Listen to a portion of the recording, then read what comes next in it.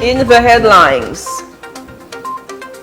several teachers reportedly out sick on Wednesday as the pandemic continues to batter the education sector. The U.S. Navy seizes millions of dollars worth of drugs in the Caribbean Sea. And Barbados holds first election since becoming a republic. These stories and more in just a moment.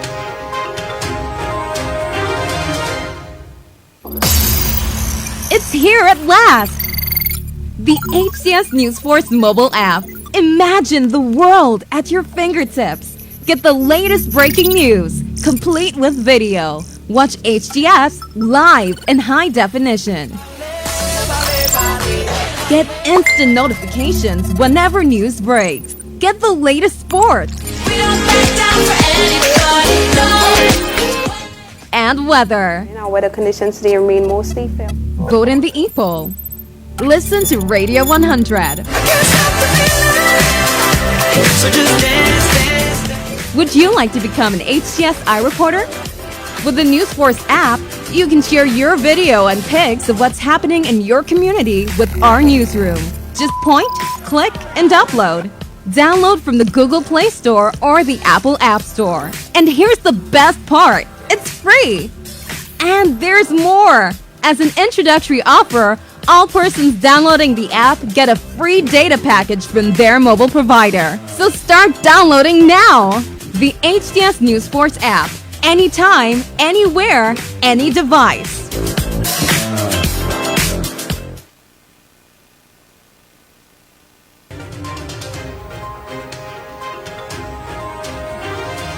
Hello, I am Solange Alfred. Reports reaching our news desk indicate that several learning institutions around the island have experienced setbacks today, Wednesday, 19th January 2022, as several teachers and ancillary staff have called out sick. Schools were already under mounting pressure operating with skeletal staff for the first week of classes. Now, some institutions had to turn away students due to lack of supervision and absence of teachers who have fallen sick.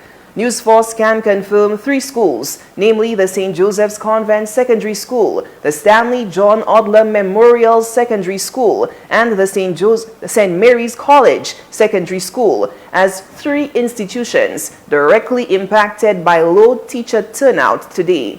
In a recent press brief, Ministry of Education officials stated they are taking their mandate from Ministry of Health officials, who have continued to greenlight the continuation of face-to-face classes. However, the National Principals Association, with the support of the St. Lucia Teachers Union, have called for an immediate transition to the learn-from-home modality.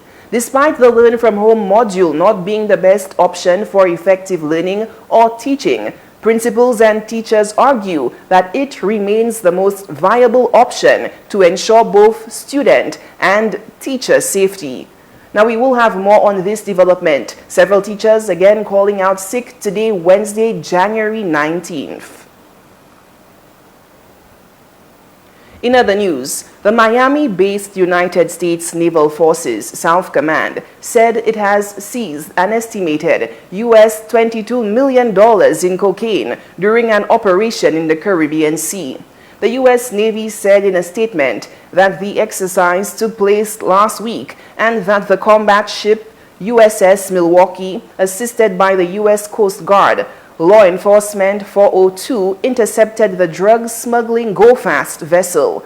The U.S. Navy said the USS Milwaukee was deployed to the U.S. 4th Fleet Area of Operations to support Joint Interagency Task Force South's mission, which includes counter-illicit drug trafficking missions in the Caribbean and Eastern Pacific. The U.S. Navy said that on April 1st, 2020, the U.S. Southern Command began what was then known as Enhanced Counter-Narcotics Operations in the Western Hemisphere to increase the disruption of illegal drug trafficking and to maintain access, enhance integration, and build enduring partnerships in order to enhance regional security and promote peace, stability, and prosperity in the Caribbean, Central, and South American region. Now in neighboring Isle of Barbados, residents will cast their vote in the general election today, Wednesday, 19th January 2022. The polls will be held amid a wave of COVID-19 infections that has resulted in about 5,700 people in isolation up to Monday who have been prohibited from casting their ballots. On Tuesday evening, a court threw out a last-minute challenge to stop the general election. The motion was brought by the candidate Philip Nathaniel Caitlin of the Barbados Sovereignty Party. The winner of the 2022 general election will become the 9th Prime Minister of Barbados and the 2nd Prime Minister since the country transitioned to a parliamentary republic. Now back in St. Lucia, Prime Minister Philip J. Pierre has given assurances that the rule of law will prevail regarding recent calls on UWP media for public disorder and riots over St. Jude Hospital policy. The opposition leader, in the meantime, who has expressed surprise at the level of criticism surrounding the disturbing comments, had some strong remarks of his own. Joachim Duplessis tells us more. Prime Minister Philip J. Pierre is surprised that the leader of the opposition has yet to condemn the shocking seditious remarks uttered by a contributor to UWP media. The irate caller, who phoned into Sky FM, asked for wanton destruction by fire and riots if the current SLP administration does not proceed with the policies of the previous UWP regime on the St. Jude Hospital project. The incitement to violence was met with chuckles from commentators. Stop any work on that hospital, burn them down. I said, winner yo. They keep that root. They're too disgusting. Prime Minister Philip J. Pierre, during a wide-ranging media conference on Monday, addressed the issue of the inflammatory rhetoric on the medium. He put the blame for incendiary commentary at the feet of the opposition leader, Alan Chasney. He chided the ex-Prime Minister for not distancing himself from the utterances. This morning, you heard on that station the calls to burn the country. Any responsible leader would have immediately made a statement disassociating himself from these utterances. But in his desperation, in the lust and the greed for power, in the lack of understanding that the democracy has prevailed and the people have elected a new government, they will say nothing about it.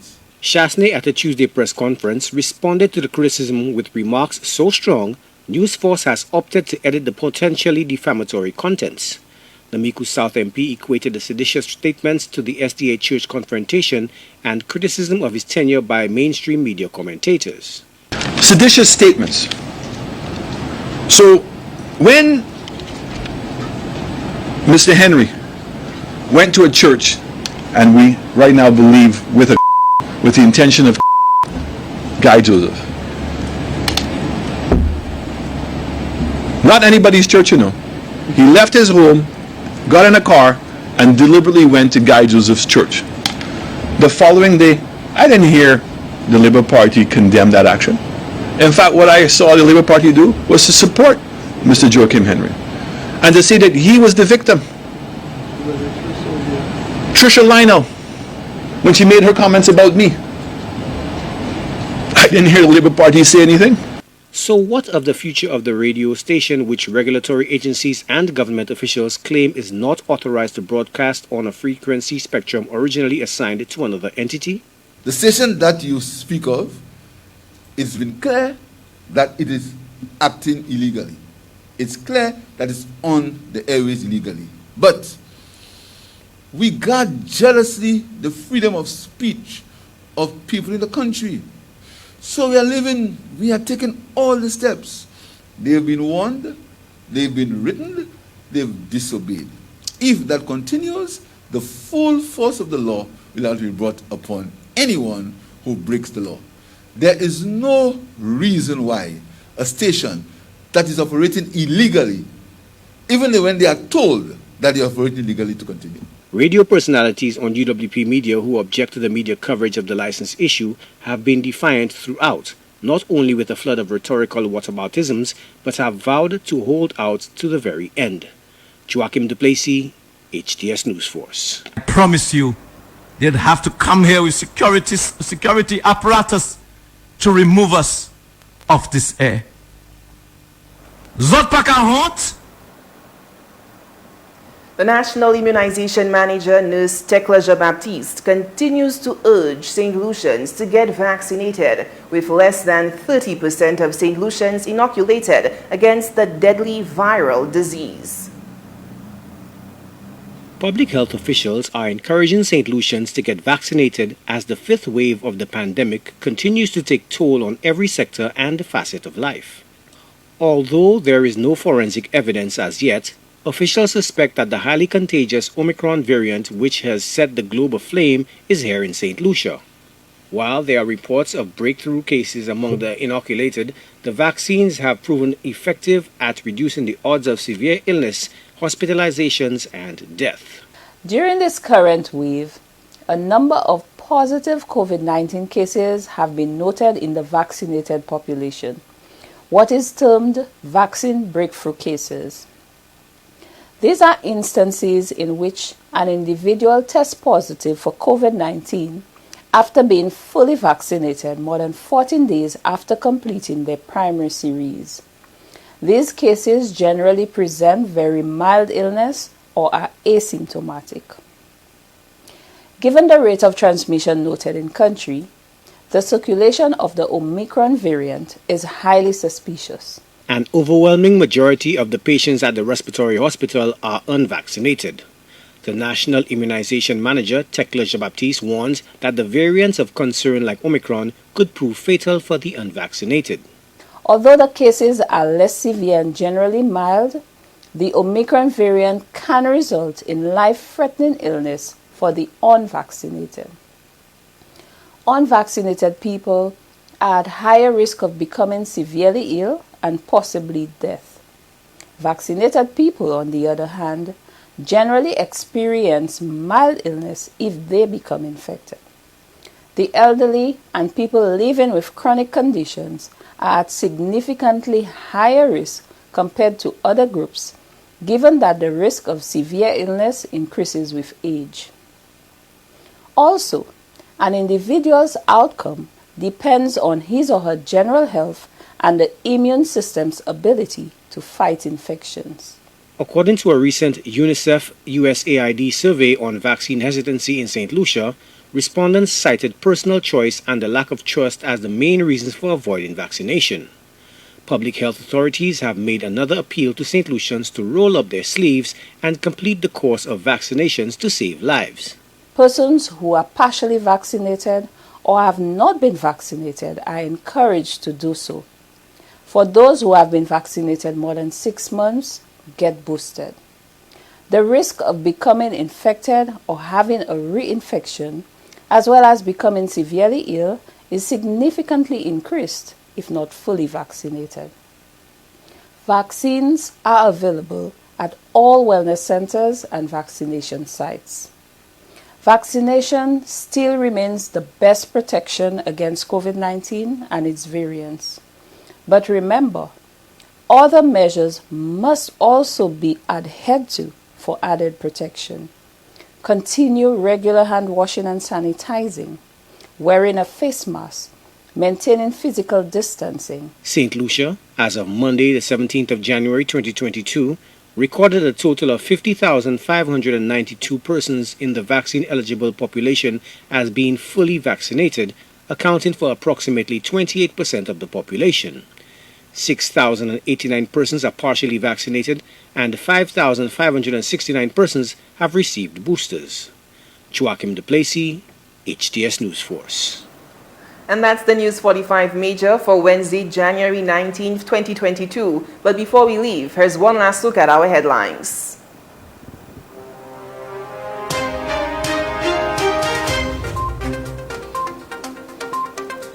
Several teachers reportedly out sick on Wednesday as the pandemic continues to batter the education sector.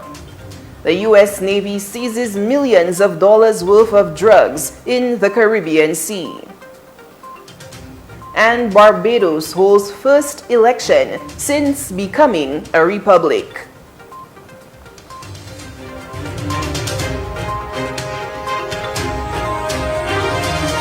Thanks for viewing on HTS and on our various social media platforms, as well as listening on Radio 100. From all of us here, I am Soulage Alfred, wishing you a pleasant afternoon, inviting you to stay with HTS for our continued programming. And of course, join us this evening for the HTS News Force, live at 7 p.m.